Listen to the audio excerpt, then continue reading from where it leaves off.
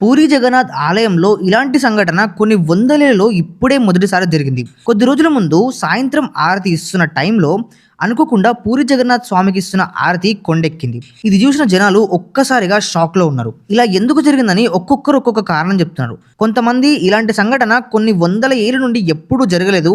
ఇప్పుడే ఇలా సడెన్‌గా జరిగినందుకు ఏదో పెద్ద విపత్తు రాబోతుంది అని చెప్పేసి అంటున్నారు. ఇంకొంతమంది బయట నుంచి వచ్చే గాలుల వల్ల ఇలా జరిగింది అని చెప్తున్నారు. కానీ మిగతా వాళ్ళంతా పూజారులు చేసిన ఏదో తప్పు వల్లనో లేకపోతే వాళ్ళు హారతి సరిగ్గా పట్టుకోకపోవడం వల్లనో వాళ్ళకి సరిగ్గా హారతి ఇవ్వడం రాకనో ఈ దీపం కొండెక్కింది అని అంటున్నారు. పూరి జగన్నాథ్ ఆలయం ఎంత పవర్ఫుల్లో అందరికీ తెలుసు. మొన్న గ్రద్ద వచ్చి గుడి చుట్టూ తిరిగి వెళ్ళినందుకే స్వయంగా గరుడ పక్షే వచ్చింది అని చెప్పేసి అందరూ నమ్మిరు.